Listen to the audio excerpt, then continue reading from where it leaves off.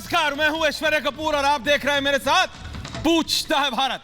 और पूछ रहा है भारत। ऐश्वर्या का एजेंडा है कि भाई इलेक्शन तो अनाउंस कर दिए हैं, इलेक्शन कमीशन ने तो कह दिया है कि इलेक्शन होगा नई गाइडलाइंस के थ्रू, लेकिन जिम्मेदारी आपकी है दर्शकों, देश के राजनेताओं की, राजनीतिक दलों की और आपकी बराबर की जिम्मेदारी है कि जो इलेक्शन कमीशन कह रहा है उसको लागू करें।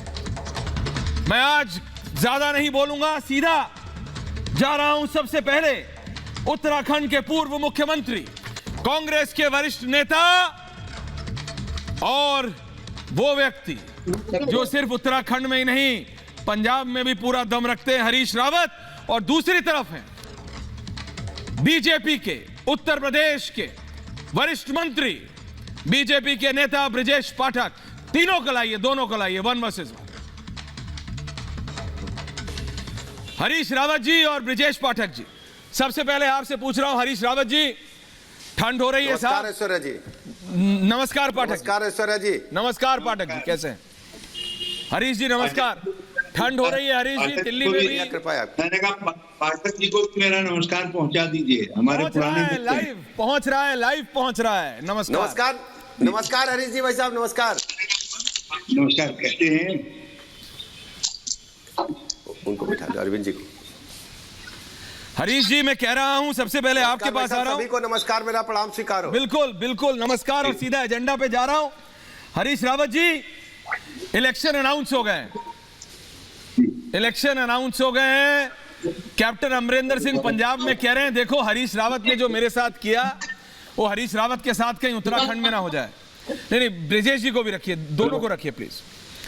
हरीश रावत जी, उत्तर प्रदेश, उत्तराखंड, पंजाब, आप एक ऐसे नेता हैं, कांग्रेस के उन बचे कुचे नेताओं में से हैं, कांग्रेस के आप वरिष्ठ नेताओं को जो सिर्फ एक प्रदेश के नहीं बल्कि पूरी देश की राजनीति की नब्ज पकड़ते हैं।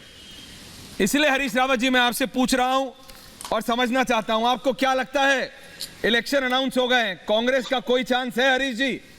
और फिर ब्रजेश जी के पास। बहुत अच्छा चांस है। लोग परिवर्तन के लिए वोट करना चाहते हैं। महंगाई से लोग त्रस्त हैं, बेरोजगारी ने लोगों की नींद हराम कर दी है, और जो वादे किए गए वो वादे कहीं पूरे नहीं हुए। किसान, मजदूर, नौजवान, महिलाएं सब त्रस्त हैं कहीं कहीं पर। जो है केवल लोगों ने वादे बड़ी बड़ी बातें सुनी है, काम तो देखा ही नहीं। अब उत्तराखंड के अंदर 3 मुख्यमंत्री बदल दिए, लेकिन डबल इंजन केवल धुआं घर कह के रह गया, वहीं धुआं छोड़ रहा है, कहीं विकास तो दिखाई नहीं दिया। तो ये सब चीजें ठीक करके कह रही है कि परिवर्तन आएगा। और ये अलग बात है, कहीं परिवर्तन का नेतृत्व तो हम कर रहे हैं, हो सकता है एकाध स्टेज के अंदर कोई हिंसा करे, लेकिन अधिकांश स्थानों पर कांग्रेस परिवर्तन का नेतृत्व कर रही है और कांग्रेस जीतेगी। तो ब्रजेश पाठक जी, हरीश रावत कह रहे हैं, हरीश जी कह रहे हैं कि भाई बदलाव आ रहा है। ब्रजेश पाठक जी, दरअसल आप जानते हैं कि कांग्रेस पार्टी खुद में डिरेल्ड हो चुकी है।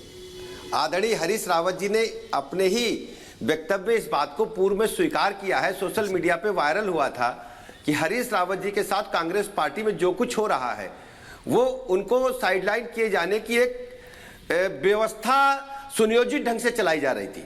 हरीश रावत जी बहुत सीनियर लीडर हैं, उनका पूरा सम्मान है, लेकिन जिस प्रकार कांग्रेस पार्टी अपने नेताओं को ही हिट विकेट करने में लगी है, उस पार्टी का उत्तराखंड राज्य में और देश में कतई हला भलाई होने वाला नहीं है। भारतीय जनता पार्टी एक ऐसी पार्टी है जिसके नेता विश्व के सर्वाधिक लोकप्रियता प्राप्त नेता आदरणीय नरेंद्र मोदी जी हैं, जिनकी मेहनत के फलस्वरूप भारतवर्ष ही नहीं पूरे देश में डंका बज रहा है।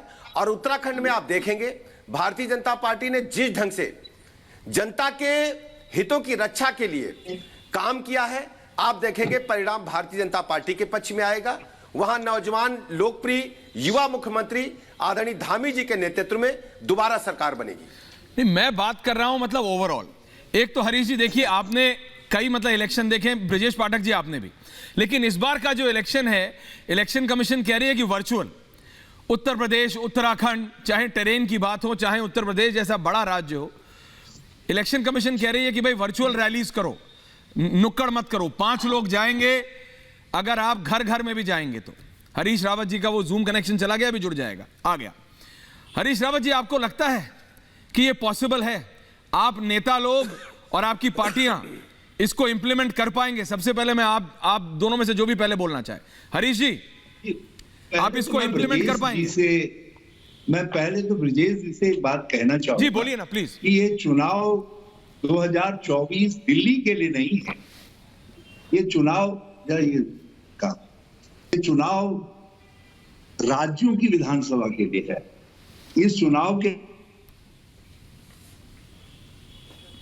जी ऑडियो में कोई दिक्कत हो रही है ब्रिजेश जी? मैं भले ही ये चुनाव जी तीन मुख्यमंत्री जो उत्तराखंड को मिले में कोई ठेस नहीं पहुंचा रहा हूं, लेकिन मैं दावे के साथ कहता हूं, जैसे आपके नेता राहुल गांधी जी हैं, आपकी नेता सोनिया गांधी जी हैं, ऐसे ही हमारे नेता, दुनिया के सर्वाधिक लोकप्रिय नेता आदरणीय प्रधानमंत्री नरेंद्र मोदी जी हैं, जिनकी लोकप्रियता उत्तराखंड में घर घर बच्चे बच्चे तक है। मैं कह सकता हूं उत्तराखंड के एक एक करके प्लीज आप दोनों वरिष्ठ में भारतीय जनता पार्टी परचम फहराएगी, और जिस ढंग से हमारे नौजवान मुख्यमंत्री धामी जी काम कर रहे हैं, अल्प समय में ही उन्होंने उत्तराखंड की जनता की नब्ज को पकड़ लिया है, उनकी जो भी समस्याएं हैं उनको वो दूर कर रहे हैं, और घर घर उनकी लोकप्रियता पहुंच गई है। नहीं हरीश रावत जी, एक तो सवाल उठता है ना, जनता पूछती है भाजपा का नेता। हरीश जी, आप वरिष्ठ हैं, ये दो तीन बातें मैं जी बोलिए कहना चाहूंगा। जी बोलिए, पहले आप बोलिए फिर मैं बोलता हूं। ये जैसे ही मैंने योगी जी का सवाल शुरू किया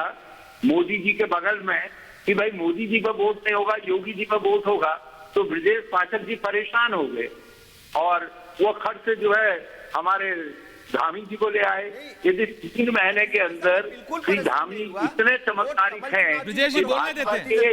4 साल 8 महीने के पाप उन्होंने धो दिए हैं, तो फिर ऐसे चमत्कारिक आदमी को देहरादून में क्यों रखे हो? दिल्ली ले जाओ, मोदी जी की जगह पर बिठा दो ना।